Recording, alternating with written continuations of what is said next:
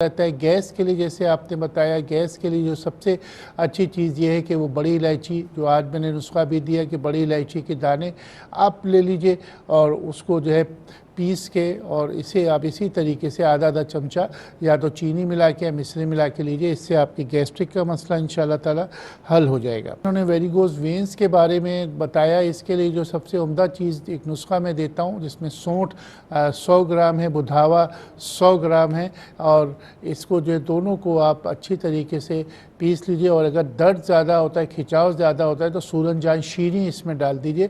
3 चीज़ें हो गई कि सौंठ, बुधावा, सूरन जान शीरी, तीनों चीज़ें 100-100 ग्राम। इसका पाउडर 5 ग्राम सुबह, 5 ग्राम शाम लीजिए। इससे आपको काफ़ी बेहतर। वेरिकोज वेंस का जो मसला होता है, इसमें रगें जो है फूल जाती हैं। अमूमन वो लोग जो कि ज़्यादातर खड़े रहते हैं, ख़ास तौर पे होस्टेस जो होती हैं, एयर होस्टेस जो है, इनको ये 90% बीमारी जो है ये ज़्यादा होती है। तो इसमें जो बेहतर तरीका ये है कि जब आप जॉब से वापस आएँ या आप कोई शुरू में ही अगर आप केयर करें कि इसमें आप जैतून के तेल में थोड़ी सी लौंग डाल लें और उसको जला लीजिए और वो तेल रखिए, और वो तेल रोज़ाना अगर आप टांगों पे लगाएंगी तो उसमें वेरिकोज वेंस होने के चांसेस नहीं होते। हम होता ये है कि सालों गुजर जाते हैं, जब रगें ख़राब होने लगती हैं फिर डॉक्टर की तरफ रुजू करते हैं। तो इसकी मालिश कर लिया करें, वो ज़्यादा बेहतर है। जो मैंने नुस्खा आपको दिया वो सोराइसिस के बारे में इन्होंने बताया। सोराइसिस के लिए कई चीज़ें हैं, लेकिन कुछ चीज़ें ऐसी हैं जिसमें सबसे पहली चीज़ है पहाड़ी पुदीना है, और दूसरा जो है सफ़ेद ज़ीरा। ये तिब्ब नबवी का नुस्खा है और ये बहुत उम्दा चीज़ है कि आप इसको पीस लीजिए, और पीसने के बाद जो है 5 ग्राम सुबह, 5 ग्राम शाम को खाइए। और इसी तरीके से मेहंदी जो है, मेहंदी आप ले लें, जिसके पत्ते ले लें, और उसके बाद जो सिरका होता है, सिरके में वो मेहंदी मिला के, और वो अगर आप जहाँ पर पहले पाँव में ऐसी जगह पर लगाइए कि आपको साइड इफ़ेक्ट ना हो। पहले टेस्ट डोज ले लीजिए और फिर देखिए कि मेहंदी और सिरका मिला के उन जगहों पर आप लगाइए।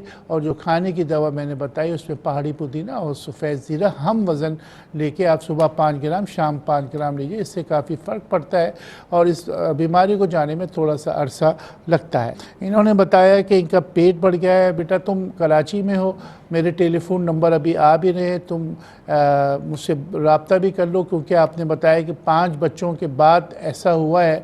तो इसमें देखना होगा कि रिपोर्ट्स अगर आप लाती हैं कि अंदर किसी किस्म की रसोली या सिस्ट तो नहीं है, तो वो मैं देख लूँगा और उसके बाद आपको दवा भी तजवीज़ कर दूँगा। अभी फ़िलहाल आप बरगे सदाब ले लीजिए और लेमन ग्रास ले लीजिए, 2 चीज़ें आप लें, और इसमें बिच्छू बुट्टी जो होती है वो ले लें। ये आपकी हर्बल टी बन गई। 3 चीज़ें आप हम वज़न 5-5 ग्राम ले लीजिए और इन तीनों चीज़ों का कहवा बना के पीजिए। इससे पेट भी अंदर हो जाता है और वज़न भी कम होता है। ये बहुत उम्दा चीज़ है। इन्होंने बताया कि बालों का मसला है, बालों का मसला, 50 साल की उम्र, शुगर पेशेंट।